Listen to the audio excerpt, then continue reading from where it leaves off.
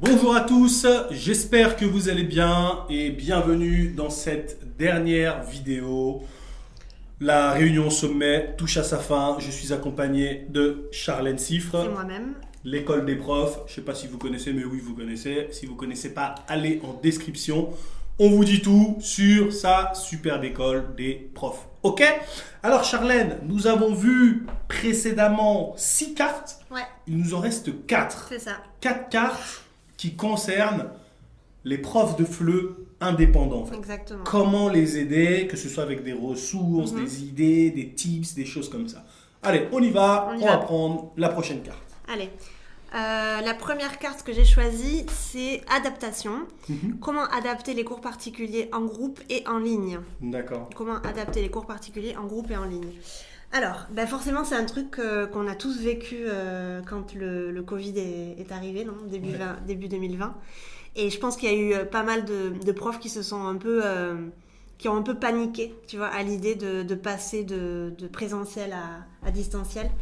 Et du coup, c'est une vraie question, je pense. Alors, comment adapter les cours particuliers en groupe et en ligne? Je pense que c'est assez... pas facile, mais c'est assez faisable, non, de transformer un cours particulier pour une personne à plusieurs personnes, du coup. Je pense que c'est là qu'entrent en jeu aussi tes ressources, ou enfin des ressources en général. C'est que c'est vachement intéressant, tu vois, de créer des ressources ou d'utiliser des ressources dans lesquelles on va pouvoir demander à chaque personne de mettre un petit peu son grain de sel, tu vois. D'accord. Comment adapter les cours en ligne? Je pense qu'il y a une vraie recherche à faire pour les outils qu'on va utiliser, tu vois. Déjà, on a vu que Zoom avait explosé quand le Covid est arrivé. Donc déjà, je pense que c'est super important d'avoir un bel outil, un très bon outil pour appeler nos apprenants. Donc je dirais Zoom. Skype, je suis pas entièrement fan parce qu'en fait, je trouve que pour les groupes, c'est vraiment pas facile à utiliser. Et puis, il me semble, mais je sais que Skype change tout le temps, donc je suis peut-être pas à la page, mais il me semble que tu peux pas faire de sous-groupe sur Skype. Ouais, c'est compliqué. Je crois que c'est compliqué. Zoom, c'est vrai que c'est un outil payant, mais ça vaut largement les 13 € que ça coûte chaque mois, sincèrement, tu vois. Ensuite, moi, je conseille toujours à mes profs d'utiliser Google Drive. Donc Google Drive, tu vas mettre toutes les ressources que va utiliser l'élève. Moi, je conseille toujours de mettre un programme préalable, au préalable avec vraiment une visibilité sur ce que tu vas enseigner à ton élève sur 1 mois, 2 mois à peu près. Ça motive beaucoup l'élève. Montrer tout le programme en fait. Pas montrer tout le programme, mais à peu près montrer à l'élève ce qu'il va être capable de faire d'ici 2 mois. Les objectifs. Les objectifs, tu vois. Pas forcément à page 63, non. Mais tu vois, un peu savoir où est-ce que tu l'emmènes. Ça, je pense que c'est très motivant. Comment adapter en ligne les outils? Je pense que c'est important aussi d'être à l'aise face à la caméra parce qu'il y a des profs, tu vois, qui sont pas forcément à l'aise. Pour toi, c'est indispensable que le prof se montre? Ouais, c'est important quand même. Hein. Franchement, faire un cours, même moi en tant que prof, faire un cours où je vois pas mes élèves, moi je sens qu'il y a un truc qui manque. Vraiment. D'accord. Ouais, je suis pas fan. D'accord. Pas fan. Non, c'est intéressant. Ouais. Qu'est-ce que t'en penses, toi? Je suis d'accord avec toi. Montrez-vous. Montrez-nous. Non, montrez-vous. Exhibissons. Et même en fait, c'est pour moi le non-verbal, c'est super important. C'est trop important. Je suis super observateur. Exactement. Et si tu as un cours en ligne, dire que tu n'es pas en face d'eux, tu les vois pas. Ça se trouve, tu es en train de les endormir. Tu sais pas, du coup, pour moi, c'est important. S'il faut, l'élève, il est dans la cuisine en train de faire un truc et il est plus là, quoi. Ouais. Non, c'est très important. Et j'ai eu de la chance, j'ai jamais eu le cas d'avoir un apprenant qui me dise moi je veux pas mettre la caméra, tu vois. J'ai jamais eu ça, donc j'ai jamais dû demander. Ah, c'est bien. Mais je pense qu'encore une fois, là on est encore une fois dans le même truc que je te disais tout à l'heure, c'est la part du prof, la responsabilité du prof aussi, tu vois. Si le prof il est à l'aise, si le prof il met à l'aise, et si le prof il a envie d'être là, il est motivé, déjà t'as fait la moitié du job, tu vois. Donc les autres aussi, enfin les apprenants aussi, ils vont être à l'aise, tu vois. On est d'accord. Donc non, adapter, je pense que c'est facile, c'est faisable, sans aucun problème. Il faut utiliser les bons outils et il faut aussi être à l'aise. D'accord. Moi, j'ai un petit souci, tu vois. Vas-y. Et, parce qu'en fait, moi, j'ai aussi la flemme, en fait. Tu vois, là, je suis en train de créer une ressource. Ouais. Tu vas comprendre, en fait. Et des fois, dans la ressource, c'est... par exemple, là, j'ai fait une ressource sur... par exemple, je sais pas moi. Il y a une activité, c'est sur le marché. Tu vois. Donc, la consigne, elle dit, vous êtes au marché... à 2 ou 3, l'un joue le vendeur, l'autre joue le client, etc. Ouais. Vous achetez, vous demandez les prix, etc. etc. Ouais. À chaque fois mes consignes, elles sont écrites pour des cours en groupe. D'accord. Est-ce que c'est gênant qu'un prof indépendant qui donne des cours particuliers ou un prof indépendant qui donne des cours en ligne, d'avoir une consigne qui s'adresse à des groupes? Je ne sais pas si tu arrives à capter. Moi, je pense que tu peux adapter facilement Moi, c'est de ça que j'ai la flemme.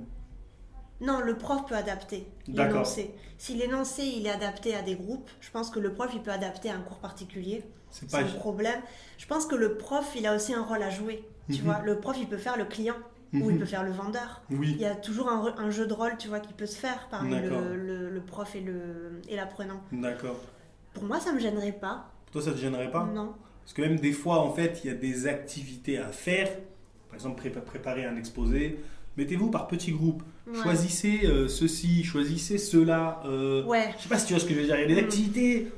Toi, tu ferais quoi? T'adapterais ou tu laisserais comme ça et tu laisserais le prof gérer à sa sauce et expliquer à la communauté comment il aurait fait? Ouais, c'est une bonne question ce que tu dis parce qu'en fait, toi, tu t'adresses autant à des profs qui font des groupes que des profs qui font des cours particuliers. J'aimerais être adapté aux profs particuliers, mais ça demande un travail monstre.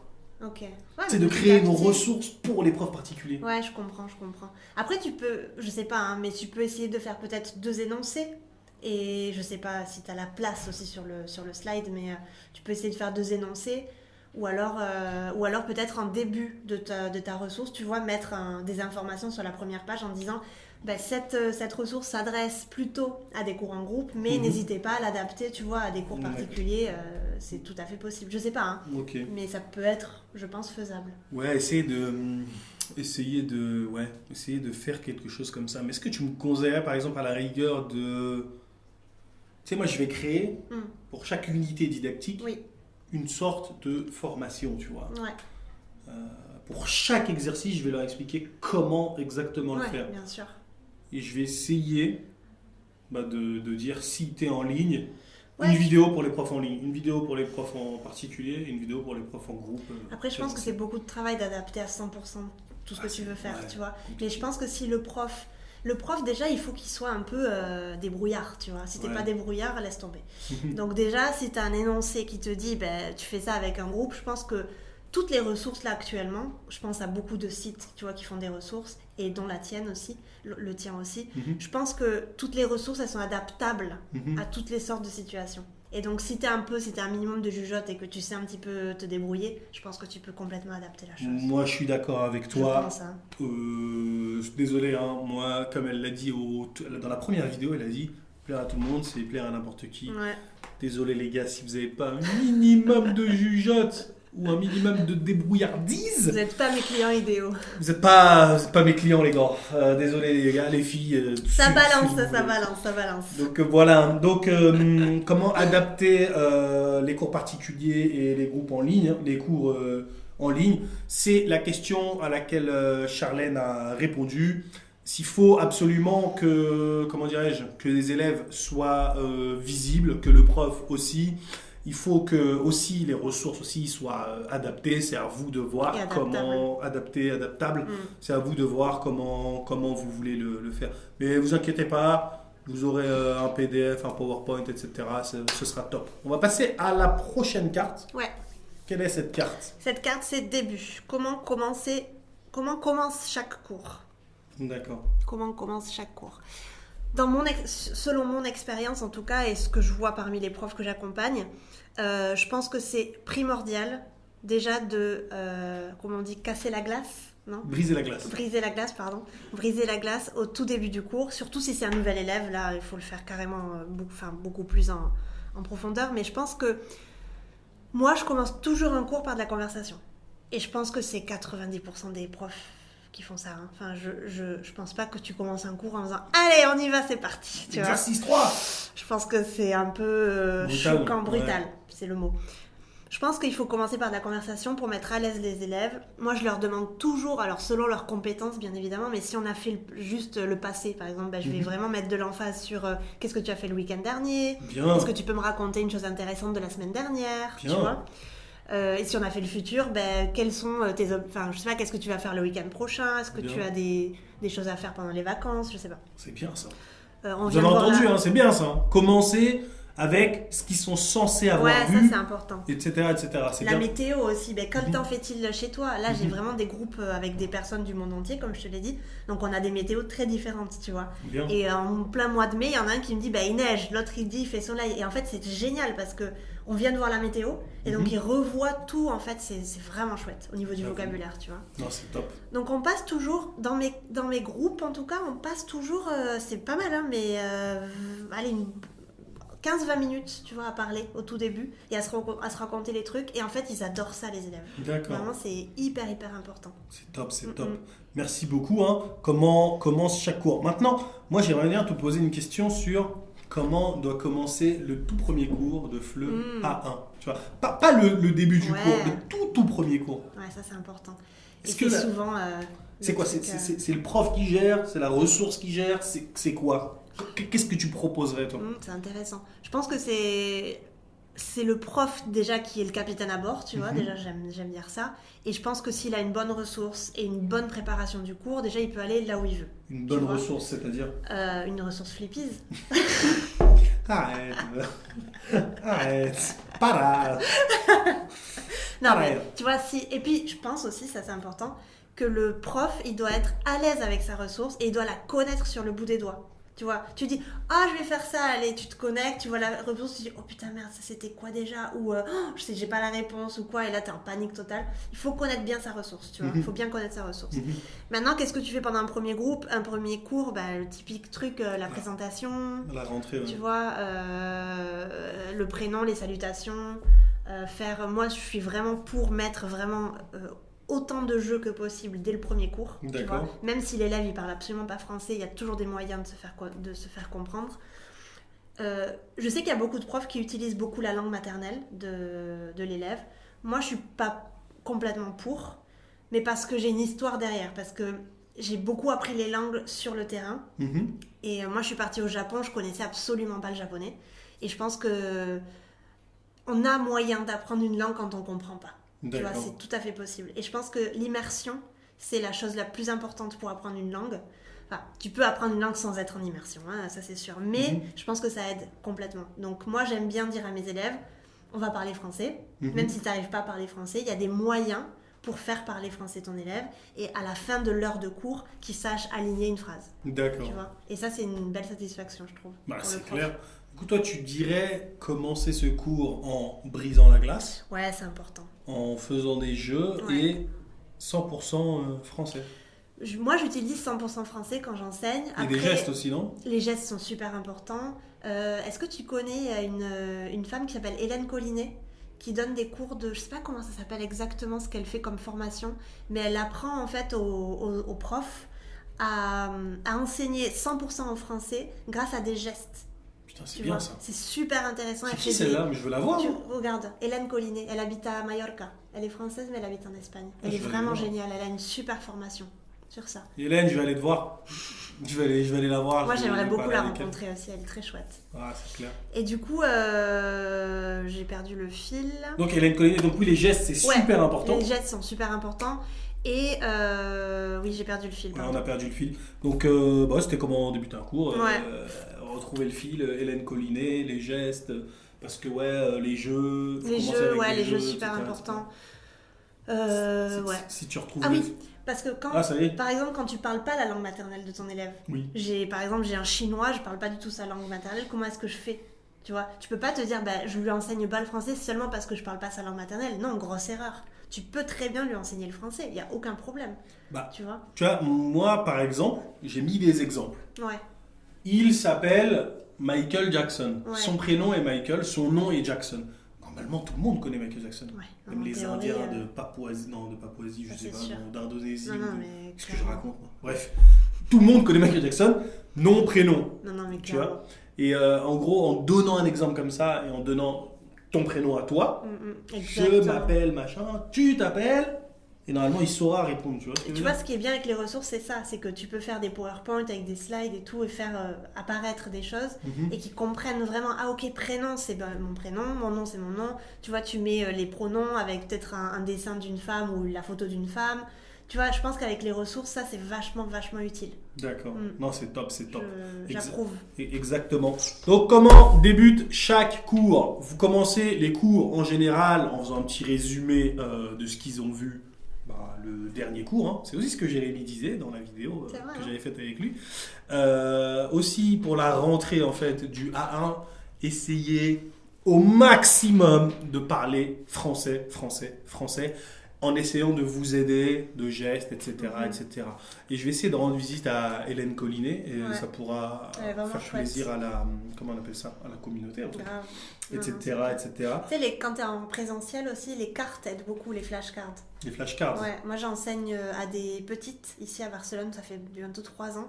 Et c'est un cours que j'adore vraiment et j'utilise beaucoup de cartes. Et en fait, bon, on a la chance d'être en présentiel. Hein, mais même en ligne, tu peux utiliser des cartes. Hein. On a fait des cours en ligne pendant le Covid et on a utilisé des cartes sur mon écran. Et ça aide énormément. D'accord. Des cartes imagées, c'est ça? Imagées, pardon. Okay. Ouais. Bien. Tout à fait. Flashcards, très bien. Gestes, etc. C'est top. Merci Charlène. On va passer à la prochaine carte. Allez, on y va.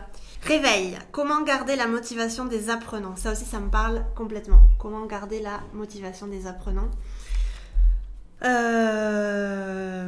Encore une fois, désolée, je vais me répéter, mais c'est beaucoup le travail du prof, tu vois. Alors forcément, si tu as un élève en face qui est absolument pas motivé, c'est difficile pour le prof aussi de le motiver. C'est quoi les causes d'une démotivation d'élève? Ah, très bonne question. Les causes... Déjà, il peut y avoir quelque chose de personnel qui lui est arrivé, que tu peux pas contrôler. Comme... Genre un décès dans sa famille. Oula! Non, mais ça peut arriver. C'est chaud. Ou une obligation des parents, par exemple. De travail, tu vois, genre t'as un travail qui te prend beaucoup trop de temps et en fait t'arrives pas à dégager du temps pour ton apprentissage. Non, moi je voulais dire obligation dans le sens où on t'oblige à faire ça. Tes parents t'ont dit va en français. D'accord, ok. Oui, ça c'est pas top, on est d'accord. À des adultes c'est mieux parce que c'est eux qu'on choisit. Ouais, c'est eux qui choisissent. Mais pour des ados par exemple, je comprends que pour les ados ça doit être un peu difficile, tu vois, de les motiver. Après, alors moi j'ai beaucoup enseigné à des enfants. Quand j'étais au Japon, j'enseignais exclusivement à des enfants. Donc pendant 3 ans, j'ai eu que des gosses. D'accord. Et en fait, garder la motivation, pour moi, ça a été les jeux. Beaucoup. Donc je pense que les ressources avec des jeux, c'est essentiel. Bien. L'humour, on en revient toujours à la même chose. Hein, l'humour, parce que t'as pas envie d'être en face d'un prof qui fait la gueule pendant 1 heure. Non. Hein, on est d'accord. Donc les jeux, l'humour... Et se mettre à leur portée aussi, tu vois. Même si c'est des adultes, leur faire comprendre que tu les comprends, que tu es là parce que tu as réellement envie, tu vois, de les emmener loin. D'accord, mais ça se traduit comment? Parce que parfois, moi, il y a un truc que moi je faisais, mais que d'autres collègues ne faisaient pas, mais ils avaient le droit. C'est genre des élèves qui viennent à la fin du cours, et ils me racontent leur vie, ils me posent des questions, tout ça. Moi, j'ai envie de me barrer. Des fois, il y avait la Champions League et tout. Il y avait Real, PSG, je voulais rentrer chez moi, mais oui, Abdou, je voulais rentrer chez moi, tu vois, mais je restais, je montrais un peu que voilà. Mais... Ça arrive beaucoup en cours particulier en ligne. Moi, ça m'arrivait beaucoup, ça arrive beaucoup à mes clientes. Des élèves qui te disent, bah, tu finis, en fait, ils veulent te raconter leur life, tu vois. Je pense qu'il faut mettre une certaine limite. Et je dis toujours qu'on peut être rigide et on peut être strict en étant sympa. Et c'est comme on dit, avoir une main de fer dans un gant de velours, c'est ça? Et moi je dis toujours ça, c'est qu'en fait il faut montrer qu'on est à la tête d'une entreprise, tu vois, on n'a pas monté une ONG, tu vois, on a besoin de gagner de l'argent, mais on va pas dépenser après le cours 30 minutes pour entendre ce que l'élève va nous dire de sa vie. C'est pas Donc je veux dire, il y a des mécanismes, il y a des techniques pour contrer un peu le truc, bien, tu ça. vois, et pour lui dire, bon ben moi c'est parti, j'ai le match Real-Barça. D'ailleurs, t'es pour qui? Moi je suis pour le Real Madrid. Benzema, tout ça, je vous adore. Mais c'est bien, en plus ça tu le dis dans l'école des profs ou pas? Les techniques oui, on en parle beaucoup. D'accord, c'est bien. Oui, on parle de ça. Oui, d'accord. On parle de ça. Mais je pense que ça c'est un truc essentiel. Parce que si tu prends X euros à l'heure et qu'en fait tu as passé 1h30 avec ton élève, c'est ton temps de travail que tu vends. Hein. Exactement. Il y a tes compétences bien évidemment, mais c'est ton temps que tu monétises. Ok. Donc faut peut-être le faire une fois, mais pas que ça devienne une habitude. Une habitude, non. Etc., et une fois, oui. Il y a des élèves, des fois ils ont besoin de te dire un truc, tu vois. Mais que ça devienne une habitude chaque semaine, non, c'est pas possible. Tu as un business à faire tourner, quoi. D'accord. Du coup, faut pas trop en donner en fait. Tu peux donner, moi je pense qu'il faut donner 100% de soi pendant le cours, Okay. mais après le cours, tu passes à autre chose, Ok. tu vois. D'accord. C'est la vie, quoi. Impeccable, impeccable. Non, bah c'est cool, hein, comment garder la motivation des apprenants. Est-ce que toi, tu as comment dirais-je, quelque chose qu'il ne faut surtout pas faire pour démotiver les apprenants, tu sais, en dehors de signaler ses erreurs, tu sais, devant tout le monde, etc., Bien etc. sûr. Est-ce que aussi, bon, est-ce que toi déjà tu as ça et j'avais une autre question Ouais. aussi. J'ai plusieurs choses à te dire. Je pense que la chose à ne pas faire déjà, c'est perdre la motivation soi-même. Parce que je me rends compte en fait qu'il y a beaucoup de profs qui perdent la motivation parce qu'ils sont plus satisfaits du tarif qu'ils ont mis en place. Tu vois ? D'accord. Par exemple, je demande X euros. Je suis plus satisfaite de ça parce que moi, j'ai plus envie de vivre avec X euros. J'ai envie de vivre avec Y euros. D'accord. Et ben, cette démotivation en fait qui est un peu crescendo, tu vois, je pense que l'élève le ressent. D'accord. Donc ça, il faut faire attention. Et juger aussi nos élèves sans le vouloir. Des fois, on juge. C'est inconscient, hein, quelquefois. Mais on les juge ou on leur montre en fait qu'on n'a pas envie d'être là ou qu'on trouve que l'erreur qu'ils viennent de faire, c'est ridicule. Faut faire très attention. Très attention. D'accord, d'accord. Oui, il faut. Toi, tu penses qu'il y a la personnalité du prof joue un rôle important? Très important pour moi. D'accord. Ouais. Faut qu'il ait, comment dirais-je, de la patience. Ouais, puis tu vois, j'ai un collègue prof qui dit tout le temps que faire cours, c'est un peu faire le clown. Et c'est pour ça que ça demande tant d'énergie, tu vois. Je pense qu'il faut quand tu es indépendant, et c'est pour ça en fait que tu peux pas donner 8 heures de cours par jour, c'est impossible, tu vois. Mais quand tu es indépendant, il faut vraiment donner de soi et vraiment tout faire pour que l'élève se sente à l'aise avec nous. D'accord. Et quand on sent un minimum de démotivation, il faut vraiment reprendre le truc, tu vois. D'accord. Et c'est un boulot d'équipe, hein, finalement. C'est clair, Tu c'est vois. clair. Non, c'est un boulot d'équipe, c'est clair. Merci hein, pour la manière dont on peut garder la motivation des apprenants. La réunion va toucher à sa fin. Hein. C'est la dernière carte. Ouais, on y va. C'est quelle carte? Comment aider comment aider les profs à vendre leurs cours. Donc ça me parle tout particulièrement. Comment aider les profs à vendre leurs cours. Donc on parle d'ici plutôt de ressources, on est d'accord. Moi je pense que déjà, les profs indépendants qui se lancent ou qui ont envie d'aller un peu plus loin, c'est déjà important qu'ils aient une audience. Donc savoir à qui s'adresse, on va pas en reparler, mais déjà, si tu sais à qui tu t'adresses, tu as déjà une audience. Comment faire pour avoir une audience? Il y a plein de manières de le faire. Les réseaux sociaux, tu peux chercher des élèves sur Facebook, dans les groupes Facebook par exemple d'expats, etc. D'accord. Tu peux mettre des annonces sur des plateformes, etc. Une fois que tu as une audience solide, et j'ai envie de dire à partir de... Moi, selon mon expérience et ce que j'ai vu, c'est qu'à partir déjà de 300, 400, allez 500 abonnés déjà sur des réseaux sociaux, tu peux commencer à vendre des choses et ça se vend. D'accord. Tu vois, avoir une newsletter, c'est la base. Entretenir cette newsletter, c'est la base. Oui, par email, c'est ça? Par email, Okay. voilà. Donc avoir un emailing, vraiment envoyer des emails au moins toutes les semaines ou voire chaque 2 semaines, c'est très important. Et toujours montrer à notre audience qu'on est là. On n'a pas forcément à vendre, on n'a pas forcément quelque chose à vendre tout le temps, mais au moins, tu vois, leur montrer qu'on est là et qu'on est en train de produire quelque chose. On est actif, exactement.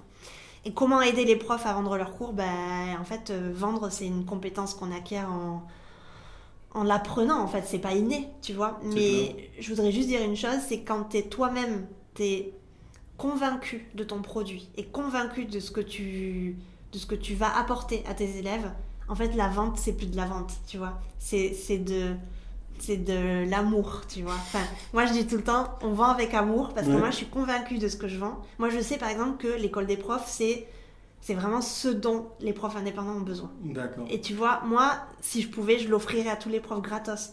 Parce que je sais que ça change des vies, vraiment. C'est clair.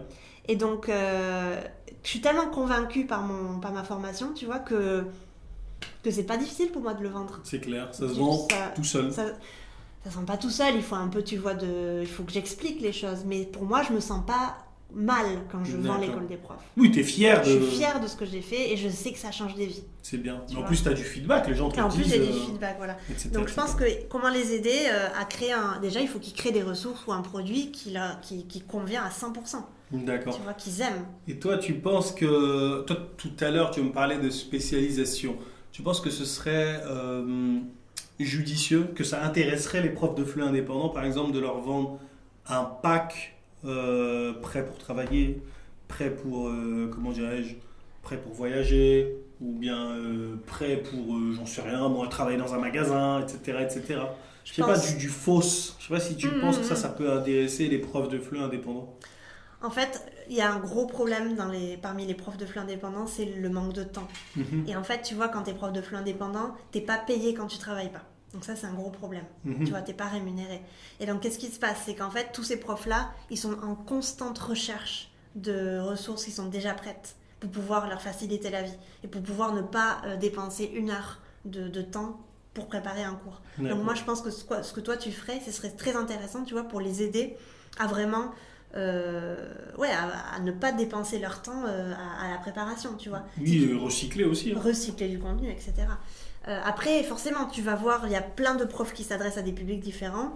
Toi, tu vas pouvoir regarder un petit peu et leur proposer à chacun un petit peu ce dont ils ont besoin, tu vois. Mais un prof qui s'adresse à des voyageurs, il va avoir besoin de plusieurs unités. Et peut-être qu'un prof qui s'adresse à la drague, il va aussi avoir besoin de quelques unités. Tu vois ce que je veux dire? Donc je pense que ça, c'est intéressant aussi. Comment je ferais pour savoir ce qui intéresse les profs? Une sorte de sondage ou... Leur demander. Leur demander directement. Une sorte de typeform. Moi, ce que je conseille toujours, c'est de parler directement aux personnes. D'accord. Tu vois, donc tu peux organiser des mini-interviews, tu peux faire un webinaire si tu veux, donc pour vraiment avoir une présence et demander un petit peu aux profs ce dont ils ont besoin. Et comme on en parlait tout à l'heure, dès que tu auras les problématiques et les doutes de tes clients et aussi leurs besoins, tu pourras créer vraiment un produit sur mesure pour eux. D'accord. Tu vois. Ok, c'est impeccable. Donc comment aider les profs à vendre leurs cours? Comment dirais-je? Putain, j'ai oublié tout ce qu'on a. J'ai oublié tout ce qu'on a fait. Créer une audience. Exactement. C'est très important. Si t'as pas d'audience, t'auras personne qui va t'acheter tes ressources. Exactement. Ça, c'est clair. Créer une audience. Et les chouchouter. Les newsletters et tout envoyer des newsletters, ne pas se sentir mal de vendre parce que ce que toi tu produis c'est génial. Tu vois, faut toujours se le rappeler. Et la newsletter, par exemple, c'est une question que j'ai. La newsletter, tu l'écrirais dans la langue de l'apprenant ou en français? Ça, c'est une très bonne question. Et tes réseaux sociaux aussi, tu communiquerais dans la langue de l'apprenant? Encore une fois, ça dépend à qui tu t'adresses. Moi, je m'adresserais aux Espagnols, par exemple. Toi, tu t'adresses à des Espagnols de quel niveau? Des hispanophones. De niveau... on va dire presque tous les niveaux. B1, B2... Presque tous les niveaux? Jusqu'au B2, quoi. Ok. Ce que tu peux faire, c'est avoir une newsletter, par exemple, c'est ce que je recommande généralement, avec 2 colonnes. Tu vois, tu mets la colonne en français et la colonne en espagnol.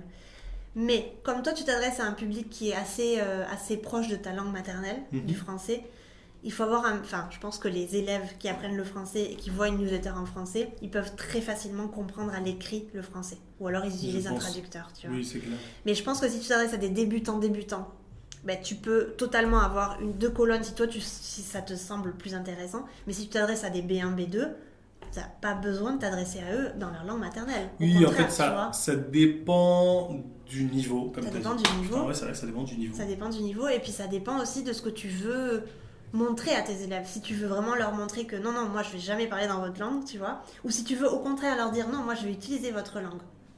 Ça dépend vraiment de ce que toi tu décides. C'est clair. C'est vrai qu'il n'y a pas de réponse. Il n'y a pas de règle. Pas de réponse. Souvent on me dit mais comment faire? Moi je te conseille ça, mais tu peux très bien faire autre chose et que ça marche, que ça cartonne. Il n'y a pas de règle. Tu vois, il faut tester. C'est clair. Même si ce que tu dis, ça peut marcher pour certains, mais pas pour d'autres. Ça dépend de comment aussi il écrit, etc. Tout à fait. Donc voilà pour la réunion au sommet. Merci beaucoup Charlène. Tu as géré. Je vous mets le lien de son site en description, le lien de sa formation, etc. Beaucoup de valeur. Un dernier mot pour nos abonnés. Merci beaucoup d'avoir regardé cette vidéo, c'était vraiment un plaisir pour moi de parler de FLE avec Abdou, surtout qu'on n'est pas énorme dans ce monde-là, donc c'est toujours chouette de faire des rencontres comme ça. Et si ça vous intéresse de venir à l'école des profs, c'est le moment. Je vous attends avec impatience et voilà, on peut dire à plus, non? À plus. Salut. Salut.